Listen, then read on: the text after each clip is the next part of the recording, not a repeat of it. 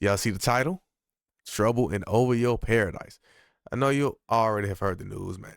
But once again, another one? Like DJ Khaled said, speaking of DJ Khaled, he on that list too. Drake, he just can't find friends.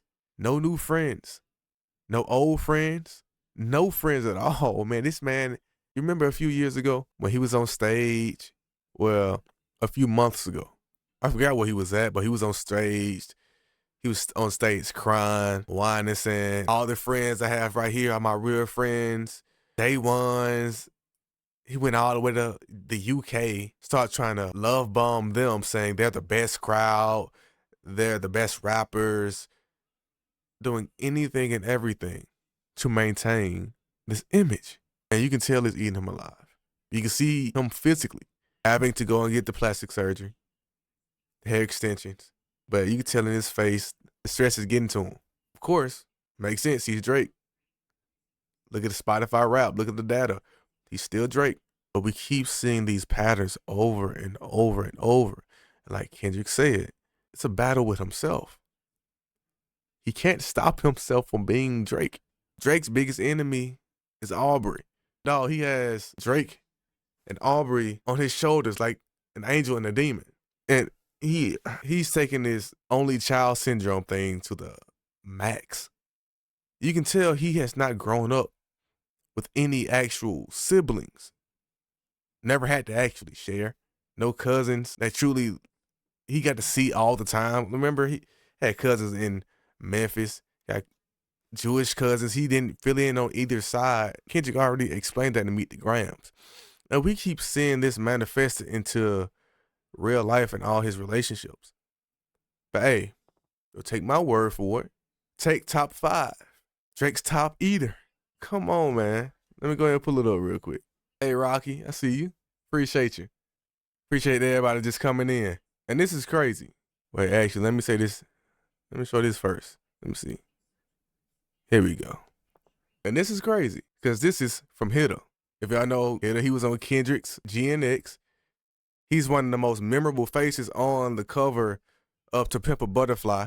He has a lot of history with TDE, a lot of history with Kendrick on the West Coast. And throughout this entire battle, he's been well involved. Y'all should know who Hitter is by now. So he's communicating with top 5. I guess it's on Instagram. So he communicates, oh, we homies now, LOL. I bet. My dog, what up? What's happening, gang? You see how shit be. Stay true to you. Man, that nail polish guy a widow, for real, for real. So, and this is crazy to me, because it's not like I didn't expect Drake to he always has fallouts. The reason why I got to keep stopping and pausing, because it's like, he does not understand. How many times do we have to have these conversations? Look throughout this channel, the last 2 years, we've broke this down, analyzed it, studied it, made documentaries about it, songs, debates, entire panels. Drake cannot stop himself from being Drake. So let me see. So this is where it started out. Because top 5 was upset that Drake reposted a diss track from a Toronto artist named Pressa, who is dissing top 5. So if Drake is walking around like top 5 is his top shooter, giving him chains, putting him on the forefront, being an OVO lieutenant, low-key could have almost been promoted to general. He's reposting a diss track from another artist who's also associated with OVO. But at the same time, it's like, why are you at the forefront promoting these things, being messy, knowing how this will look, knowing that we've already been seeing you self-destruct. Your team is self-destructing. Like, Kendrick didn't do anything. Drake is doing this all to himself. So, of course, a reasonable man, like top 5, gets mad, upset. Let's see. Then top 5 ends up responding and posting this on his Instagram. See at the top it says, Kendrick Lamar, not like us. Posted all of Kendrick's Grammys. So now we're playing the game. Another one bites the dust, man. Dun-dun-dun, another one bites the dust. Hey, I see you Karen in the chat. See you, See you, Dave. Shout. Bottom 5. Yeah, bottom 5, man. I forgot all about bottom 5. Hey, man, it's crazy. Hey, let me show y'all the conversation that he had with DJ Academics real quick. I want y'all to hear from his perspective. If you compose how much units he sold, I'll squash the beef tonight. Hold on. Okay, so the wireless thing doesn't happen. All right, bet. And after that, does Drake know you guys aren't seen eye to eye? He knows, bro. He knows, bro. I talk to him every day. So when I woke up this morning and I seen him, I'm like, yo, honestly, for years and years, I've been only listening to Not Like Us in my phone. That's crazy.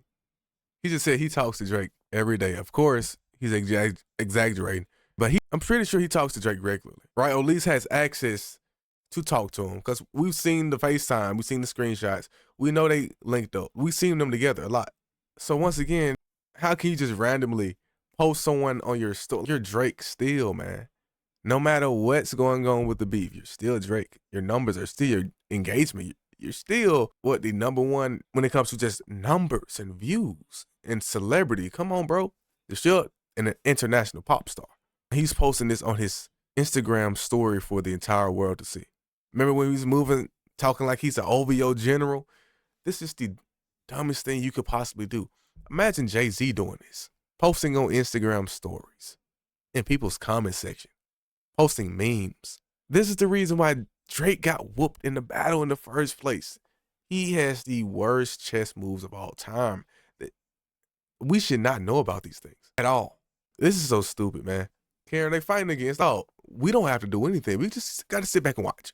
We just got to sit back and watch, because they have no choice but to hurt themselves. They don't have a choice, man. Fucking washroom with my headphones. Let me go public today. I like that record. No, wait, you're not listening to Not Like Us. That's the first time I think you actually listen to the song. Stop it. No, you know I listen to it. I know, yeah. I know right now you mad at Drake, but I know in your heart you don't like that song, bro. You know the part I like the most? What? And honestly, no trolling. I know Drake's not a rapist. I'll never disrespect him like that. But don't you know play what with the boy now. I know he's not a rapist. That's the one thing I can agree. But you know that part where it says Chubbs with the heavy that's facts. That's facts. Hold on. Yeah. Hey man, speaking of the OVOs, throwing academics in the mix. Just thinking, one of the reasons why these guys constantly self-destruct, like we already talked about Drake not having any siblings, never really being a part of a team. He's never grew up playing pee-wee football, no type of athletic backbone. You never been a part of an actual team. So then you see DJ Academics, see Top 5. You see all these guys that have things in common. They've never truly had any actual leadership positions. And the only time they've had any leadership position is when they have millions of dollars. They don't know how to actually lead. They know how to control. They know how to be a boss. This is what's going to happen. They're moving from fear. They're moving from scarcity. They're moving from never having. And they're not certified. They don't read. They don't study. They're not going to any professional developments. They're not actually educating themselves in any way. No conferences to actually learn how to lead. And like I just said a few minutes ago when I started the stream, when I talked about the video I made about Michael Jackson. And in that video, I documented and talked about Michael Jackson's audience is the gifted. Because when you're speaking to the gifted, you can't deceive. Because when your audience is filled with doctors and lawyers and educated professionals, we know everything you know. So we expect results. Drake's audience is filled with kids. That's why he continuously targets the youth every single generation. He targets the streamers, he targets the YouTubers, he targets the celebrities, because it's easy to deceive a kid who doesn't know anything. Even Top 5, he likes to groom not only kids, not just sexually, but people from like Top 5 situation. People like Aiden Ross, people like DJ Academics.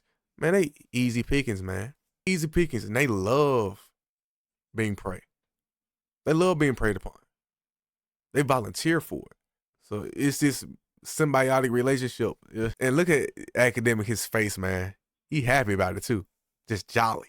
But just jolly, man. I know he happy about Christmas. He loved the holiday season. Five. Ah, Hold on, five. You know, ah, hold you on. And know, I hate to break you the fourth know. wall. Hold on. I hate to break the fourth wall, but I've known, you know, a lot of things behind the scenes sometimes. So I know sometimes y'all have these little disagreements and then y'all fix it up or whatever. We all live. Don't say nothing that it's always gonna be used against you. And because I think you mad, like you Hold mad on. You against know, hold on. Listen, Ak. Listen, out of every nigga you met in Toronto, I'm the one that said, right now you can die tonight, God forbid, and I'll be there for you. I'll be there for your family. I'll send money for your family. I'll reminisce about you all day. These motherfuckers don't care. They just want to post by you. So it's like when this guy's posting my op, I didn't, and this is me keeping it 100 with you. I didn't get mad that you posted him. I got mad that you posted a man that's dissing my hood on these records. You know what I'm trying to say? Oh, wait, he posted. Is that a diss song? Yeah, on the album, he's dissing us. And even though nobody's listening to the album, it's still a diss. So it's not, I'm not saying you can't be friends with him. I'm just saying you're posting a diss record. You understand what I'm saying? Okay. That makes sense, right? Okay, I get that. All right, I see y'all in the chat. I see you, Lindell. You said, I think it's all fake. Could be. Absolutely. So let's move from that perspective. Let's move from the perspective of it's all the distraction. Ain't a good plan. This ain't a good distraction. Like I said, either way, it's not looking good. So if it's a distraction, if it's fake, doesn't make Drake look good. If it's real, doesn't make Drake look good. So regardless, the desired result is not something that's actually tangible for Drake, for Champagne Poppy. He's so far gone, man. Listen, we don't need a Drake cosign in 2026, man. Man, Who's a trending topic in Toronto right now? You tell me. I don't know. I just see a new mixtape from like a legendary Toronto artist, man. I don't know. Nothing was the fucking same since Kendrick ended it. You don't sue when you lose a battle, eh? No, that was crazy. That was crazy, bro. That was actually wild. You don't sue when you get a battle. You go in the studio, you perfect your sound. Man, don't like, bruh. What can we? How can we, bruh? Like, you can't go against Drake. He's the biggest, bro. Yo, listen, the Meek Mill sued Drake on back-to-back drop. He didn't sue Pusha T either. All I'm saying is you don't sue him out when you lose the rap beef. And I'm tired of listening, not like us in my mom's fucking washroom. I want to listen to the pump. Yeah, I see the first comment. It says, this is probably a ruse, but it's funny as hell. Yeah, this kayfabe, man. This WWE. But either way, like I said, either way, it doesn't look good. The fact that you're playing, like, what are we doing, man? Like, what are we doing with this? After everything, this is what you come back with. Music ain't hidden, the haircuts ain't hidden, the plastic surgery ain't hidden, the picture's not hidden. Coming back with top 5, J Academics, then Ross. I like all these people. They falling back from you. We heard too much from Andrew Schultz. When the last time y'all heard anything from Adam 22? Like, no, we don't care about these people anymore. We kept telling y'all that this was a cultural shift. Did y'all not see the YouTube rewind? All those guys, all the Big Zoes, the Curtis King, this is an entire side of hip hop that has completely overlapped the Adam 22s and those. Like we don't need them anymore. Oh, they're gone. Bye. They don't understand that there's thousands of hours of content being uploaded every single hour around the world, where average people can have an iPhone. If you have a Gmail, you automatically have a YouTube account. You can easily just go press the create button, upload the video, and we're done. You don't have to go to any Diddy parties, nothing with LA and New York and Harvey Weinstein, none of them. No, it's too late. And y'all got to understand, one of the biggest things that I had to come to realize, I was really thinking the other day, it's like, a lot of y'all already know I'm from Birmingham, Alabama. So Birmingham is 2.5 hours drive from Atlanta.